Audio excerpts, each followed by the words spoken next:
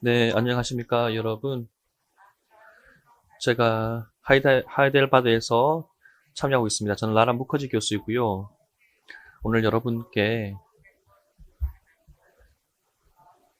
사회와 바다의 기원, 관습, 그리고 우리의 미래에 있어서 600년경부터 1600년경까지 아시아 해양 세계 네트워크에 대해서 말씀드리게 된 것을 기쁘게 생각합니다. 저의 발표의 주요 주제는 글로벌 네트워크입니다. 해양 시대를 배경으로 하고요. 저는 인도양에 좀 중점을 두겠습니다. 그 중에서도 동인도양입니다. 왜냐하면 이곳이야말로 한국의 경우에서 많은 분들이 물리적으로나 지리적으로 아주 친숙한 곳이기 때문이라고 생각했기 때문입니다. 인도양을 기반으로 해서 저는 네트워크와 북동해, 황해, 그리고 한국의 동해에 대해서 이야기하겠습니다. 자, 그럼 이제 발표 시작해 보겠습니다. 간단하게 우리가 인도양이라고 할 때 일반적으로 중국, 서아시아를 연결하는 곳이라고 보고 있죠. 여기 보시면 루트 두 개가 보이는데요. 쿠다피가 언급한 루트가 있죠. 오른쪽 빨간 것을 보시면 제 최근 책의 한 소개 자료인데요.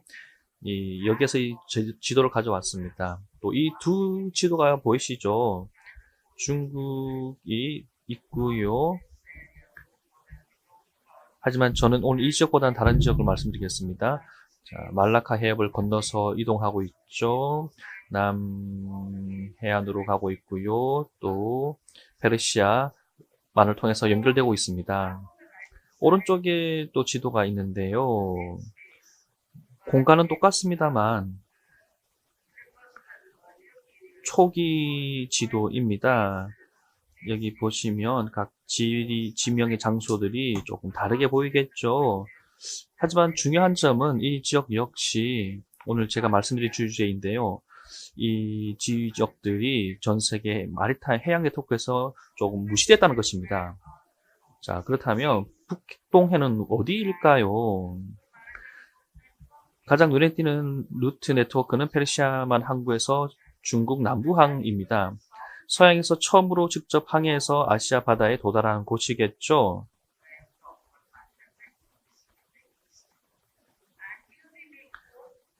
인도양의 해양 네트워크를 강조한 무함마드 알 야쿠비가 이런 말을 했습니다. 중국에 가고자 하면 7개의 바다를 건너야 하는데 이 인도양을 설명하고 있습니다. 이 모든 것을 읽을 필요는 없을 것 같은데요. 페르시아만 있고요. 두 번째는 구자라트에 있는 라르위반이고요. 벵골로 가서 네 번째는 말라카 해협이지요. 다섯 번째는 살라히트라고 부르는 바다고요. 여섯 번째는 카드단지고요. 마지막으로 칸즐리 남중국해에 있습니다. 그리고 마지막으로 칸푸 바로 중국의 광둥을 설명하고 있습니다. 이것이 7개 바다입니다. 이것을 보시면 전통적으로 해양 네트워크가 어떻게 당시 형성되어 있는가를 유추할 수가 있을 것 같습니다. 유럽인들이 오기 전에 어떻게 아시아에서 형성되는가를 볼 수 있죠. 제 오늘 발표에서는요.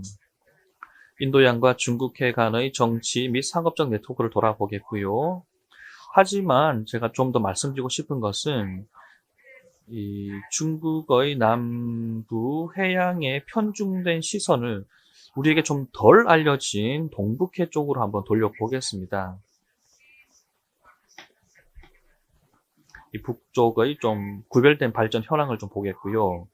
또한 이 광해, 발해, 그리고 동해 이런 것을 통해서 들어온 좀 악영향들이 남진하에 미친 영향들을 어떻게 상쇄할 수 있는지에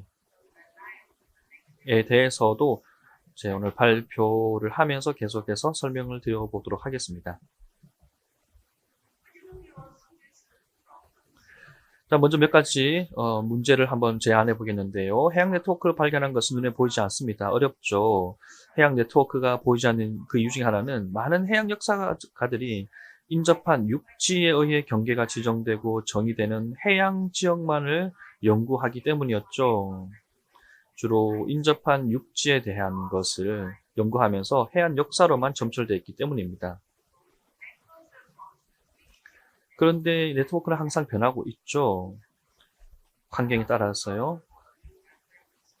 해양 역사에서는 주로 해안 역사를 해안 역사에 조금 한정했습니다. 해양 지역의 개념은 해양 환경에 질서를 부여하는 것으로 보이는 인접 육지에 의해 경계가 생겨나고 정의되어 현실 반영하기보다는 권력자의 욕망이 더욱더 반영된 것이었죠.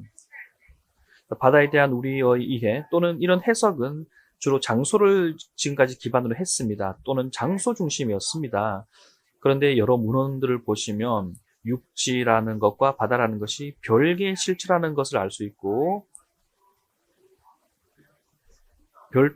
바다는 별도라는 것을 알 수 있는 것이죠.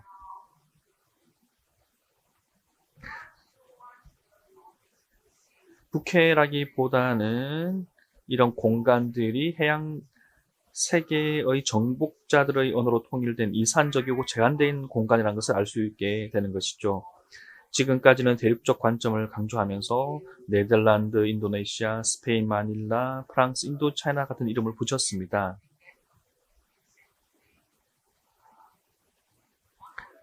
15세기 이후부터 그때는 식민지 개발자들이 주도하던 시기였고요. 오히려 그 원주민들의 입장을 반영하지 않았죠. 딱 1700년경에 이런 다양한 용어들이 나타났죠. 특히 인도의 경우에 계속해서 네덜란드, 인도네시아, 스페인, 마닐라, 프랑스, 인도, 차이나 같은 지명으로 불리게 됩니다.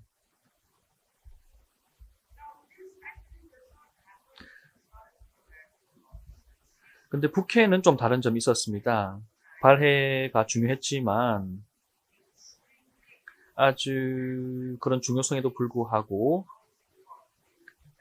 중국에 많이 중요했지만 이것은 그 외 지역에도 중요했습니다.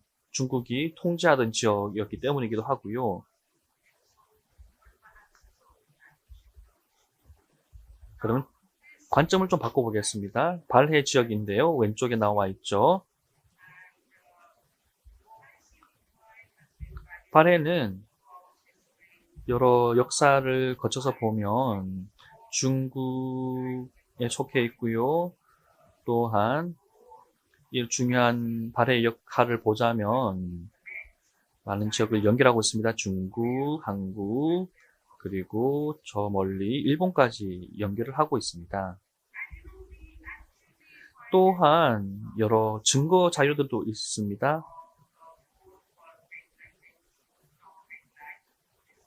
지금 보시는 것이 산동 지역인데요. 펑라이라고 부르고도 있죠. 오늘의 펑라이 지역이 전략적 허브입니다. 시간이 많이 없기 때문에 조금 빨리 넘어가겠는데요. 자, 유안 지역도 한번 볼까요? 이 지역 역시 굉장히 중요한 역할을 했습니다. 만주 항해도 중요한 역할을 했죠. 왜냐하면 수도 바로 옆에 있었기 때문이었습니다. 당시에. 따라서 전략적 요충지 그리고 완충지 역할을 할 수도 있었죠. 당시에는요. 그리고 이 지역의 무역이 굉장히 중요한 역할을 했습니다. 수산물이라든지 소금을 무역하는 아주 중요한 허브 역할을 했습니다. 우리가 지금까지 연구를 하면서 중국의 소스에 많이 의존을 합니다. 발해를 연구하면서요. 하지만 그 외에도 많은 지역들이 있습니다. 재미있는 것은 한국도 통일 신라 시대를 말하는 한국도 좀 중요한 역할을 했다는 것입니다. 아주 지역에서 큰 지역을 담당했고요. 특히 오키나와 관계에 있어서도 큰 중요한 역할을 했었습니다. 또한 또 중요한 인물이 하나 있죠. 여기에서 18, 19 당시에 한국에 여러분 잘 아시는 장보고 장군이 이 공간을 통일하고 또 중국과 한국과 일본까지 거의 통합하셨죠. 이로 인해서 네트워크가 많이 영향을 받아서 변했고요. 신라 상인들이 교류를 하게 됐고요.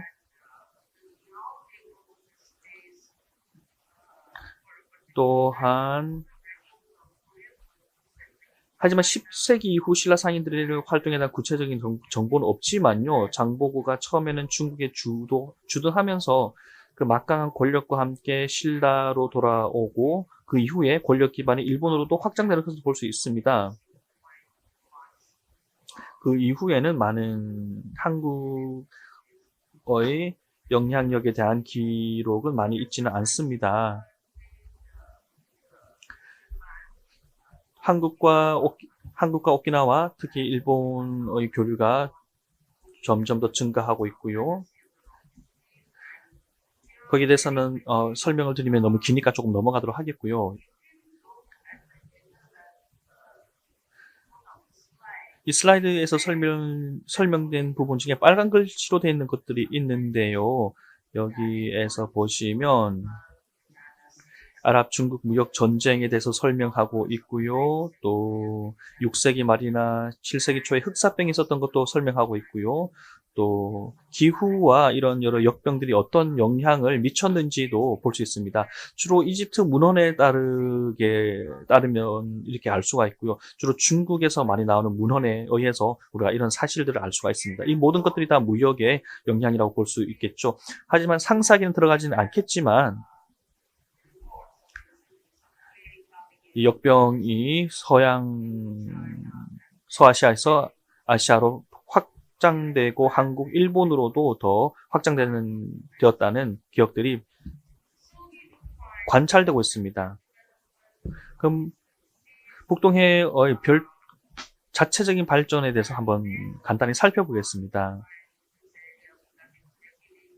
거란의 요와 진의 부상으로 황해와 중국의 동북 해안 지역이 중국 본토와 나머지 지역과 네트워크가 끊어졌고요. 또 요와 남당 사이의 정치 산업 관계는 지속됩니다. 또 요족이 자체 해상 네트워크를 통해 발해 왕국을 합병하죠.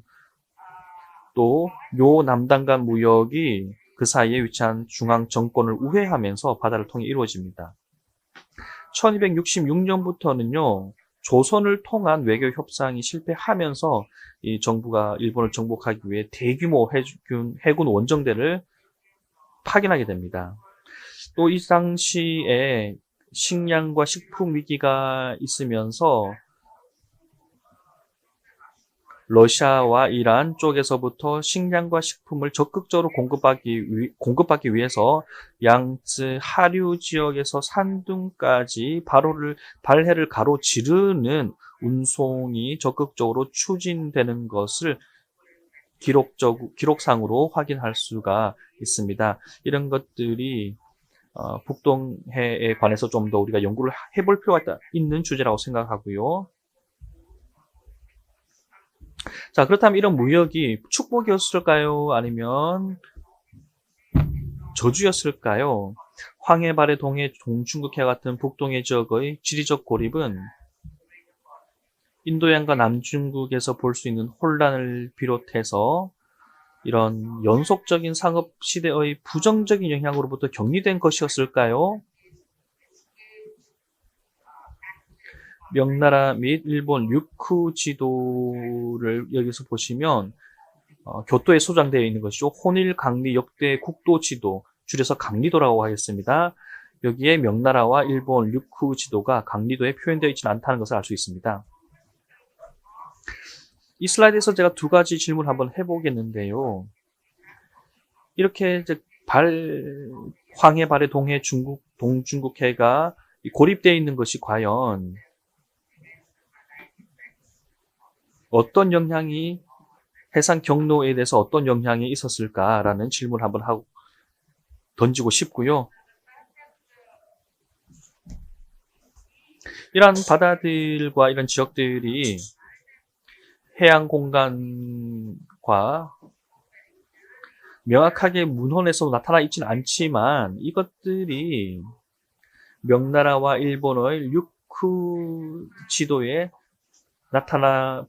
표현되어 있지는 않지만 우리가 있다는 것을 알 수가 있고요. 그리고 17세기 초 극동 상인들이 쓰라고 제작되었던 셀던 지도라고 있었습니다. 거기에서는 이 해상 경로가 포함되어 있지만 사실은 이 동북아시아가 그 지도에서는 오히려 무시된 상태로 제작되었다는 것을 알 수는 있었습니다. 또 두 번째로 이 동북아시아의 해양을 보시면 이 동질성을 가진다는 특징이 있고요. 또 서쪽에서 부는 변화의 바람에서 격리되는 계기가 된 것으로 보입니다. 중세시대 동북아 해양을 지배했던 중국의 송지역, 또 일본의 해안, 거란, 요, 또 한국에서는 당시 고려 왕조죠. 이 네 개의 정치 세력들이 각각 문화가 있었는데요. 서로 별도의 문화였지만 아주 유사한 점도 있었습니다. 발해만과 황해 같은 경우 산동, 요동, 한반도로 둘러싸여서 보호되고 있었죠.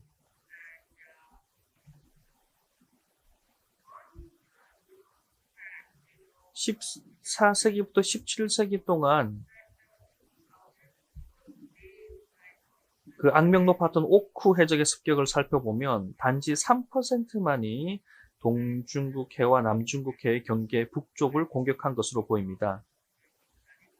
바로 이렇게 3%만 공격한 것을 보면 정치적으로 보호된 공간이자 또 수익성이 낮은 무역이 이루어지지 않았던가라고 추정할 수가 있습니다.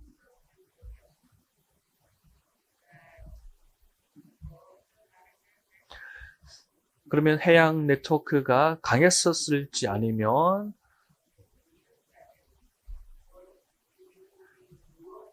오히려 활동이 더 인도양과 비교해서 해상 무역이 더 적었을지를 한번 질문을 던져봐야 할 것 같습니다. 네, 여기까지 제 발표를 마치고요. 오늘 발표 들어주셔서 감사 말씀드립니다. 고맙습니다.